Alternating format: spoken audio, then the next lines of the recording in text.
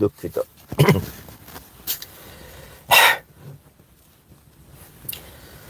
আসসালামু আলাইকুম ওয়া রাহমাতুল্লাহি ওয়া বারাকাতুহু। আলহামদুলিল্লাহি ওয়া কাফা ওয়া সালামুন আলা ইবাদিহিল্লাযীনা ইসতাফা, আম্মা বা'দ। সুপ্রিয় দর্শক শ্রোতা, দেশে এবং প্রবাসে যে যেখানে আছেন, আপনাদের সবাইকে স্বাগত জানাচ্ছি আমার এখনকার আলোচনায়। দর্শক, আপনারা আমার গত দুইটা ভিডিওতে অনুরোধ করেছেন যে রাজশাহী বিশ্ববিদ্যালয়ের 5টি হলে পবিত্র কোরআন পুরানো অবস্থায় পাওয়া গেছে। তো এই বিষয়টা নিয়ে খুব একটা কথা হচ্ছে না। তো আপনারা আমাকে অনুরোধ করেছিলেন কথা বলার জন্য। তো এই জন্যই মূলত আজকে কথা বলা। যদিও এই কোরআন কে বা কারা পুড়িয়েছে এ বিষয়ে একটি তদন্ত কমিটি গঠন করা হয়েছে, সংবাদ সম্মেলন করা হয়েছে। তো প্রশ্ন হচ্ছে যে এখন তো আর স্বৈরাচার হাসিনা ক্ষমতায় নেই, তাহলে পবিত্র কোরআন পুরানোর এই সাহস কে দেখাইল? এত বড় স্পর্ধা কার? এই প্রশ্নটি আসাটা স্বাভাবিক, তাই না? কারণ বাংলাদেশ তো আর এখন ইন্ডিয়া শাসন করছে না। যখন স্বৈরাচার হাসিনা ক্ষমতায় ছিল তখন বাংলাদেশটাকে ইন্ডিয়াই শাসন করত। এটা অস্বাভাবিক না, এটা আমরা সকলেই জানি। কিন্তু এখন তো আর স্বৈরাচার হাসিনা নেই। তাহলে আমাদের আন্দোলনের ফসল কিংবা আমরা বিপ্লব করে স্বৈরাচারকে হটালাম, আমাদের পছন্দের সরকার ক্ষমতায় বসলো, এই সরকারের রাষ্ট্র পরিচালনার বয়স 5 মাসের বেশি গত হয়েছে, তাহলে এমন সাহস কার হলো? আর এর পিছনেই বা কি উদ্দেশ্য থাকতে পারে? এই বিষয়টি নিয়ে মূলত আমি আমার জায়গা থেকে, আমার চিন্তা চেতনা থেকে কিছু কথা আপনাদের সাথে শেয়ার করতে চাই।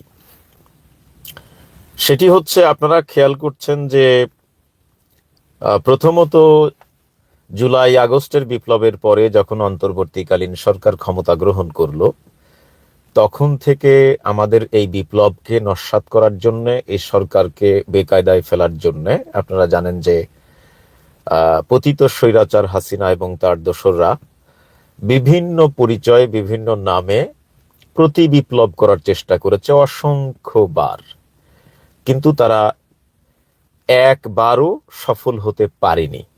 ইনশাআল্লাহ আর সফল হতে পারবেও না। তো এই যে তারা প্রতি বিপ্লবের চেষ্টা করলো, এটা এক ধরনের ইস্যু ক্রিয়েট করা, তাই না? আমরা দেখেছি যে স্বৈরাচার হাসিনার সময়ও মানে আমাদের দেশে ইস্যু ছিল টিস্যুর মতো। একটা ইস্যু আসে, আমরা 2-3 দিন কথা বলি, আবার ওই ইস্যু থাকতে মানে যেতে না যেতে আরেকটা ইস্যু হাজির হয়ে যেত, আবার ওইটা ভুলে গিয়ে আমরা আরেকটা ইস্যু নিয়ে কথা বলতাম। ঠিক বর্তমান সরকারের সময়েও আমরা দেখতে পাচ্ছি যে একের পর এক ইস্যু ক্রিয়েট হচ্ছে। এই ইস্যু ক্রিয়েট কারা করছে? ইস্যু ক্রিয়েট কেন হচ্ছে? এর সাথে কি ভারত জড়িত? এর সাথে কি ভারতীয় গোয়েন্দা সংস্থা র জড়িত? নাকি আমাদের সরকারেরও এখানে কোনো মানে ভারতকে মদদ দেওয়া, বা তারা নিজেরাই হয়তো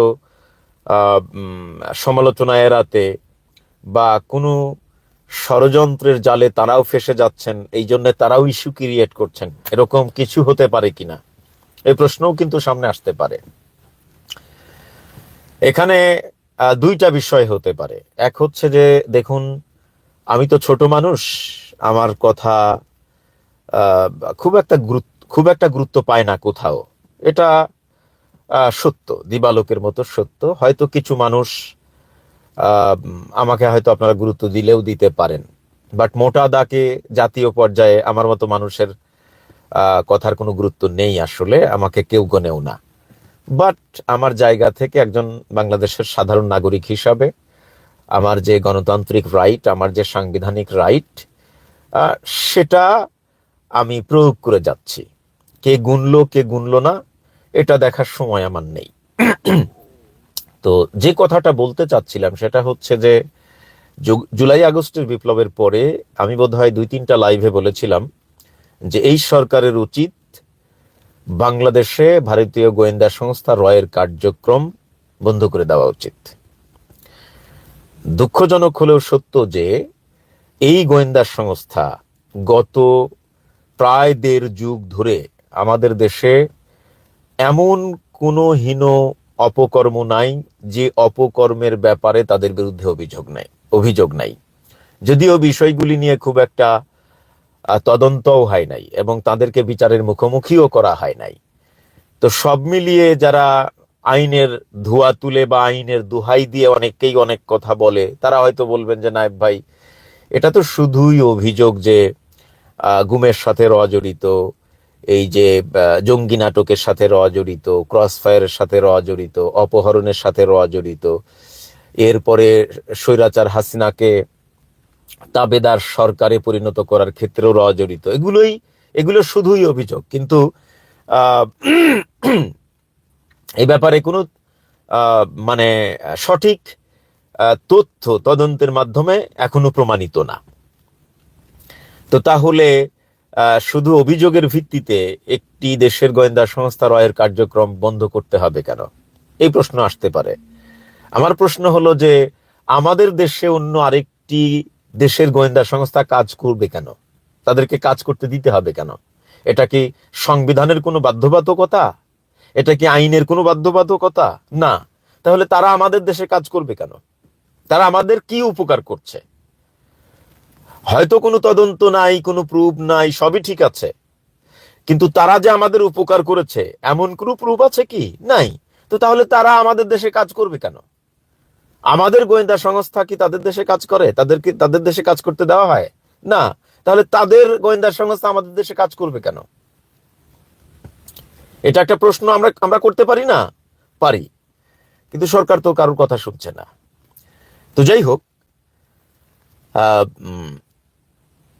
ভারতীয় গোয়েন্দা সংস্থা জানে যে আমাদের সেন্টিমেন্টের জায়গা কোথায়, কোন জায়গাটায় ঢিল মারলে আমরা জেগে উঠব, আমাদেরকে স্বীকার করা যাবে, এটা খুব ভালো করে জানে। তা এখন প্রশ্ন আসতে পারে যে নায়েব ভাই, আপনি কি বলতে চাচ্ছেন যে এই কোরআন পুড়িয়ে মানে আলেম ওলামা, মাদ্রাসার ছাত্র বা ইসলামিক রাজনৈতিক দলগুলিকে মাঠে নামিয়ে আন্তর্জাতিক বিশ্বের কাছে জঙ্গি প্রমাণ করাই কি তাদের উদ্দেশ্য? হ্যাঁ, এটাও হতে পারে, কিন্তু আমি এইটা দেখছি না। আমি ষড়যন্ত্রটা অন্য জায়গায় দেখছি। সেটা হচ্ছে, আপনারা জানেন যে জুলাই আগস্টের বিপ্লবের পরে সকল মহল থেকে একটা আশার আলো জ্বলছিল। সকলেই একটা আশার বাণী দেখতে পাচ্ছিল, বা সরকারও আমাদেরকে আশার বাণী শুনিয়েছিল যে পিলখানা হত্যাযজ্ঞের একটি পুনঃতদন্ত হবে, একটি তদন্ত কমিশন গঠন করা হবে এবং এটির পুনর্বিচার করা হবে। জাতি একটি সঠিক বিচার দেখবে, যে বিচারের আশায় আমরা প্রায় 1 যুগেরও বেশি সময় ধরে অপেক্ষা করছিলাম। তো সেই প্রহর বোধহয় শেষ হতে যাচ্ছে, এটা আমরা অনেকেই আশা করেছিলাম। কিন্তু সেখানে টাল বাহানা, ধানাই পানাই আমরা অনেক কিছু দেখেছি যেটা স্বৈরাচার হাসিনা করেছিল। প্রথমে আমরা শুনলাম যে এটার একটা পুনঃতদন্ত হবে, একটি তদন্ত কমিশন গঠন করা হবে, স্বরাষ্ট্র মন্ত্রণালয় থেকে বলা হয়েছিল। কিন্তু পরবর্তীতে আমরা জানতে পারলাম যে পিলখানা হত্যাকাণ্ড নিয়ে কোনো তদন্ত কমিশন হবে না।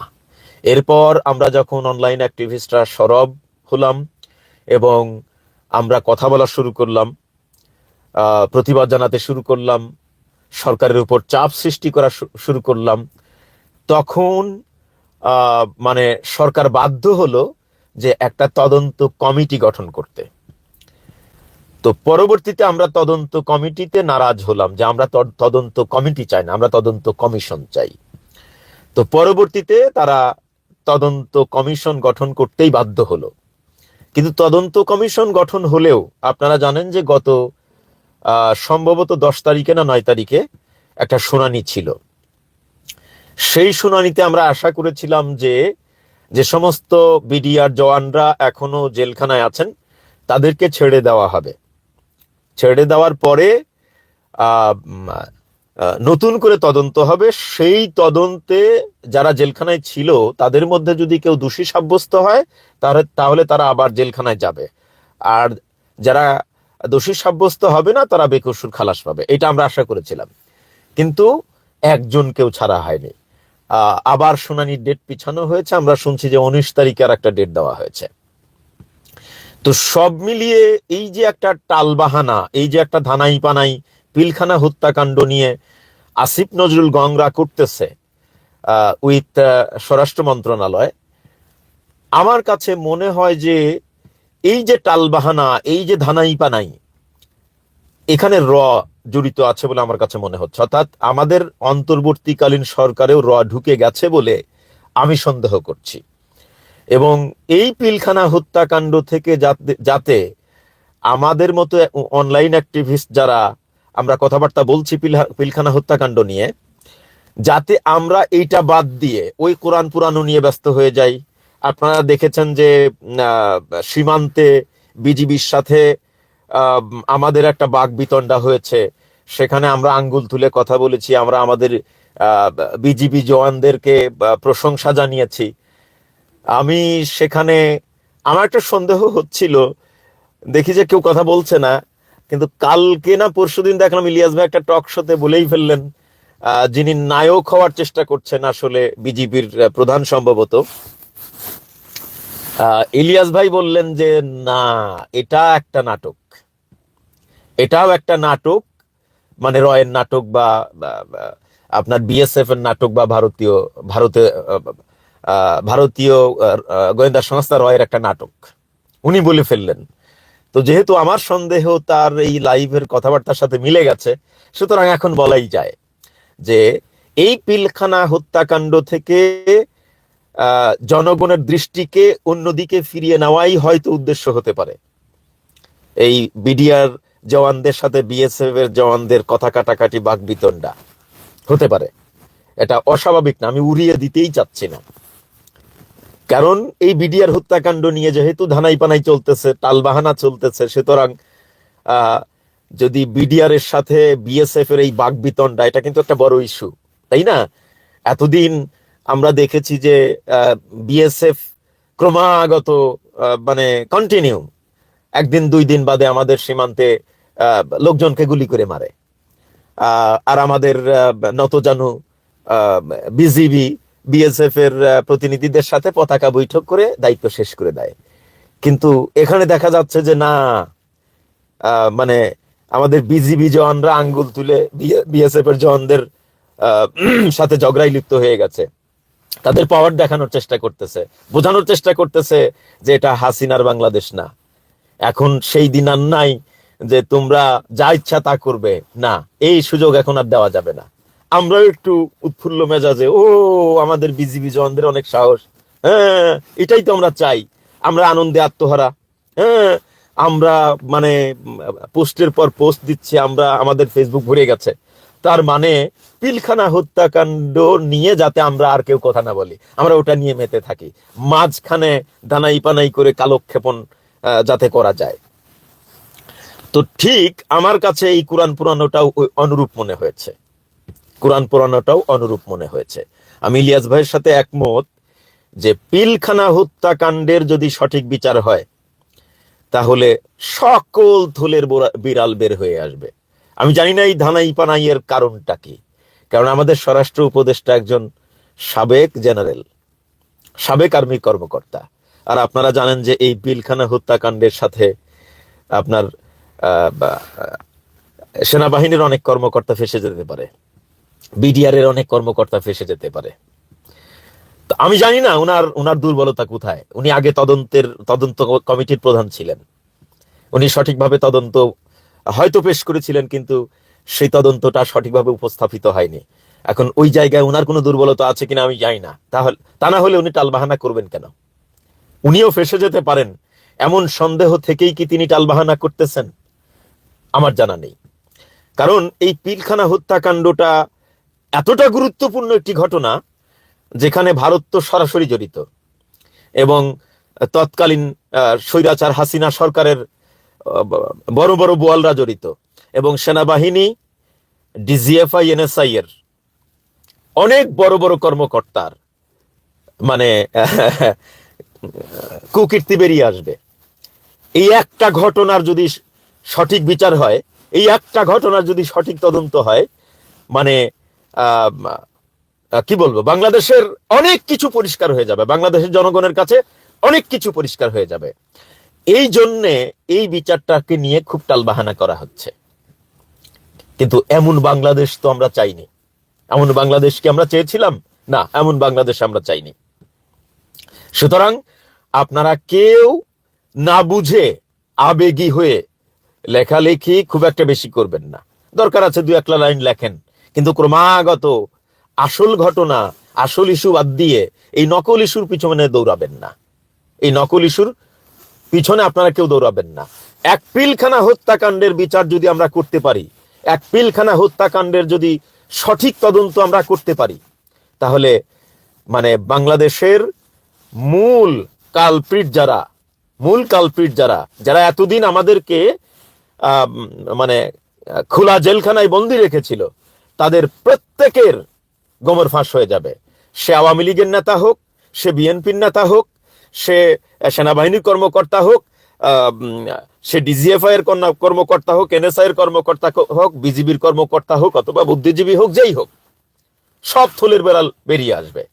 সুতরাং আমরা 2-1 লাইন লিখবো, কিন্তু আবেগে শুধু ওইটা নিয়ে পড়ে থাকবো না। অতএব আপনারা ইলিয়াস ভাইয়ের পাশে থাকবেন। উনি ক্রমাগত এটা নিয়ে লাইভ করছেন, বড় বড় আর্মির সাবেক জেনারেলদেরকে নিয়ে এসে, এবং এই ঘটনার সাথে আইনজীবী হিসাবে যারা কাজ করছেন তাদেরকে নিয়ে এসে, এবং ভুক্তভোগী পরিবারের সদস্যদেরকে নিয়ে এসে তিনি ক্রমাগত লাইভ করছেন। ওনাকে সাপোর্ট করেন, এটা হলো আপনাদের প্রতি অনুরোধ। কেউ আবেগী হয়ে, মানে কে একজন বলল যে আপনার কান চিলে নিয়ে গেছে, আপনি কান চেক না করে চিলের পিছনে দৌড়াবেন না, এটা করা যাবে না, আবেগী হওয়া যাবে না।